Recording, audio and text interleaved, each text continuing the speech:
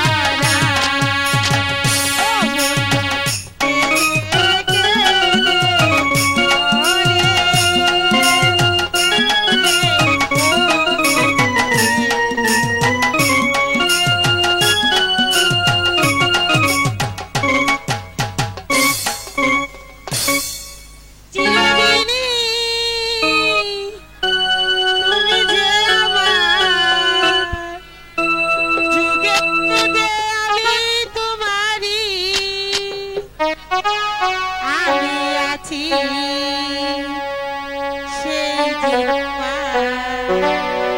তুমি আছো সে আমার সঙ্গী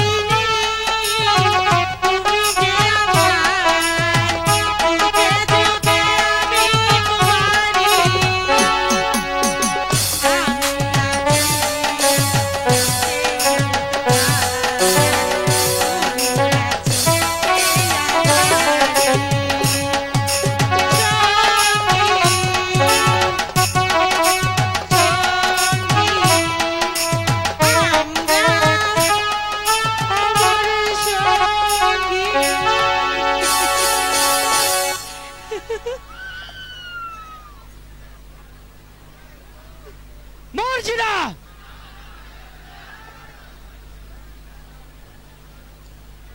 রেখা কি বলতে চাও বলো। তোমার সাহস তো কম নয়। তোমার কিভাবে সাহস হলো যে আমার স্বামীকে নিয়ে এত আনন্দ করার? তোমার স্বামী ও যেমন তোমার তেমনি আমারও। তোমার যদি এত এই আনন্দ করার ইচ্ছা জাগে তাহলে এখানে তো লোকের অভাব নেই। যাও, এখান থেকে তুমি একটি স্বামী বেছে নাও। আমার স্বামীকে তোমার সেই দুষ্ট হাত থেকে রেহাই করে দাও। বন্ধু দেখেছো রেখা আমাকে এমনি করে অপমান করছে।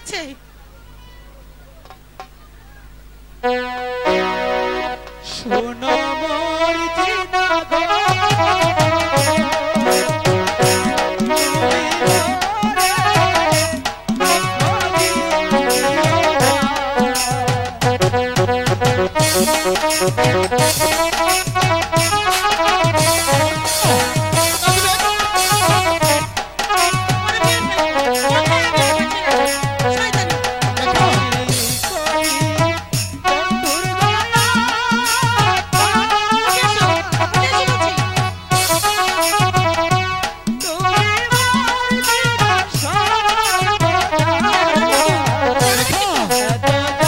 চলে যাও মর্জিনা, আমি রেখার কাছে যাবো। তুমি চলে যাও বলছি, আমি চলে যাবো। আমি রেখার কাছে যাবো। রেখা,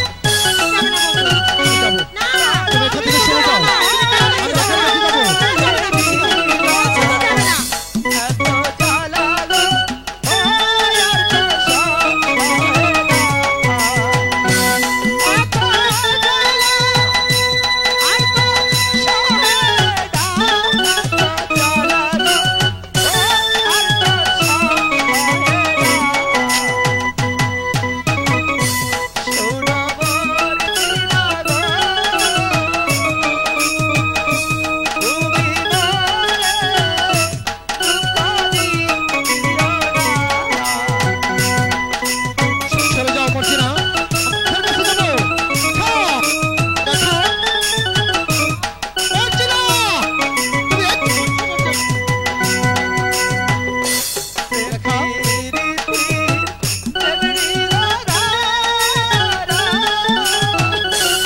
চলে যাও। তুমি আমার সঙ্গে রেখা চলে যাও, আমি রেখার কাছে যাবো।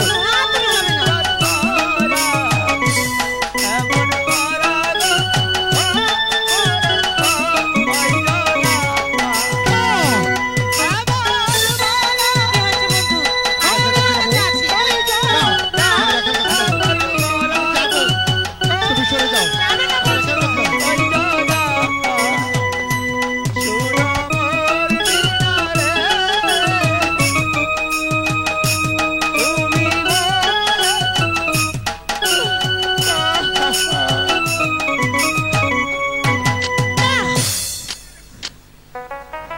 না না রেখা, তুমি ভুল করছো রেখা। আমি তুমি কোনোদিন তোমার কাছ থেকে হারিয়ে যাব না। দাদা বন্ধু, আর কখনো হয় না। ফুল গাছে না থাকলে ভ্রমর তো কখনো সেই ফুল গাছে বসে না। চলো বন্ধু, রেখা, আমরা এইখানে আর একটু থাকবো না, রেখা, আমরা এখানে থেকে চলে যাই বন্ধু। চলো চলো বন্ধু। চলো চলো রেখা, তাই চলো। বন্ধু যেও না, না আমার নাম মর্জিনা। কেমন করে ওকে তোমার কাছ থেকে ছিনিয়ে নিতে হয় সেটা আমার ভালো করে জানো। সেই জন্যই তো তোমার কাছে ছুটে এসেছে মর্জিনা, সেই জন্য মানে বুঝলে না? সেই সুন্দরী রেখাকে যদি আমার হাতে তুমি তুলে দিতে পারো তাহলে তোমাকে বহুত বহুত পুরস্কৃত করব।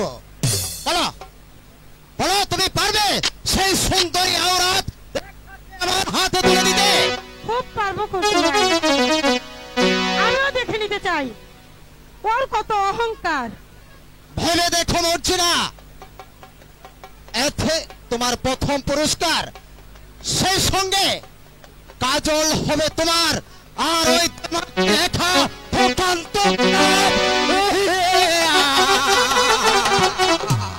সে হবে আমার। আমি তাই করবো খসরু ভাই, আমিও দেখে নিতে চাই ওই সুন্দরী রেখাকে। আমার মনে হয় ওই বাগানটা পাড়ি দিতে পারলেই আমরা ওই লোকালয়ে পৌঁছে যাব আম্মি জান। কিন্তু ইব্রাহিম, কামালের জন্য যে আমার মনটা বড় ব্যাকুল হয়ে উঠেছে, ওকে যে আমি একটু দেখতে চাই বাবা। বলো বলো বাবা ইব্রাহিম, আমার কামাল কোথায় আছে? আমিও তো তাই ভাবছি আম্মি জান।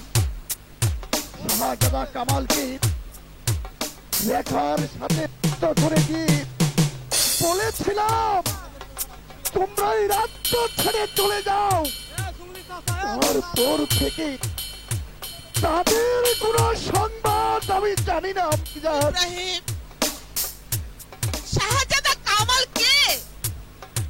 আম্মি জান, বলো। ওই কদমালি আমি যখন ওই দস্যু অত্যাচারীদের হাত থেকে মুক্ত করার জন্য আপনার কাছ থেকে শিশু কালকে ছিনিয়ে নিয়েছিলাম, আপনার কাছ থেকে শিশু কামালকে ছিনিয়ে নিয়ে আমি ওই কদমালির কাছে আশ্রিত রেখেছিলাম এবং তখনই নাম পাল্টিয়ে তার নাম রেখেছিলাম কাজল। তাহলে ওই কামালই বুঝি আমার কাজল? হায় হ্যাঁ, খোদা, আম্মি জান। আমি কতদিন ধরে অপেক্ষা করে আছি। খোদা, তুমি আমার কাজলকে ফিরিয়ে দাও খোদা। এ কি? ইব্রাহিম, এ কোন অবস্থা বসে আছে? ইব্রাহিম,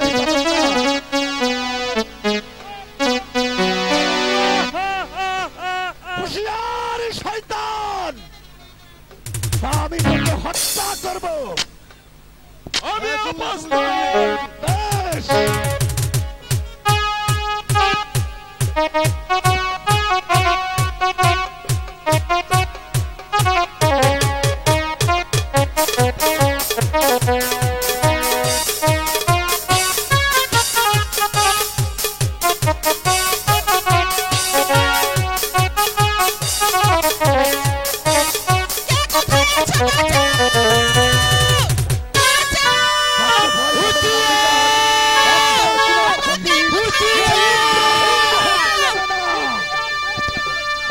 জঙ্গি বাবা, আমাদের রাক্ষসী আক্রমণ করেছে, আপনি আমাদের রক্ষা করুন। হ্যাঁ বাবুজি।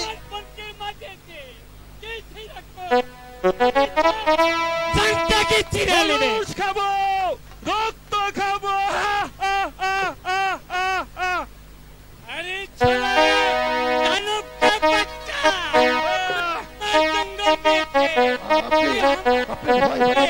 হতে ফিরে দিবি। আমি সন্তানকে চিরালি দেখতে চালা।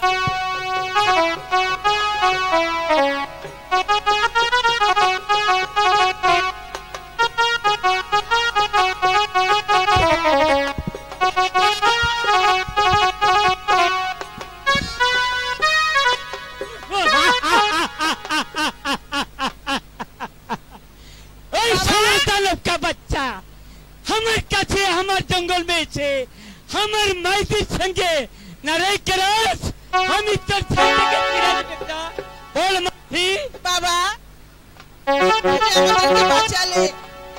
চল তুমি আমার কা আসলে চল। আমি তো মাঝি আছি, আমি তোর ছেলে আছি। চল মাঝি, আমি তোদেরকে আশ্রয় দিবে। তাই চলুন বাবু। হ্যাঁ চল। চলুন আম্মি জান। কাজল, তুমি এখানে? আর আমি তোমায় কত জায়গায় খুঁজেছি। কেন মর্জিনা, তুমি আমাকে খুঁজছো কেন? একটা কথা বলতে চাই, তুমি শুনবে আমার কথা? হ্যাঁ শুনবো, বলো তোমার কি কথা। আমি বলতে চাইছি কি, তুমি রেখাকে কতটুকু বিশ্বাস করো এবং ভালোবাসো? রেখাকে আমি অন্তর থেকে বিশ্বাস করি এবং মনে প্রাণে ভালোবাসি। রেখাকে বিশ্বাস করাটা তোমার ভুল বন্ধু, কারণ রেখা একটা চরিত্রহীনা। মর্জিনা, মুখ সামলে কথা বলো। রেখা চরিত্রহীনা এ কথা আমি বিশ্বাস করি না। আমি যে স্বচক্ষে দেখতে চাই। আমি তাই তোমাকে দেখাবো, চলো আমার সঙ্গে মহলে, সেখানে গেলে দেখতে পাবে। চলো। তাই চলো।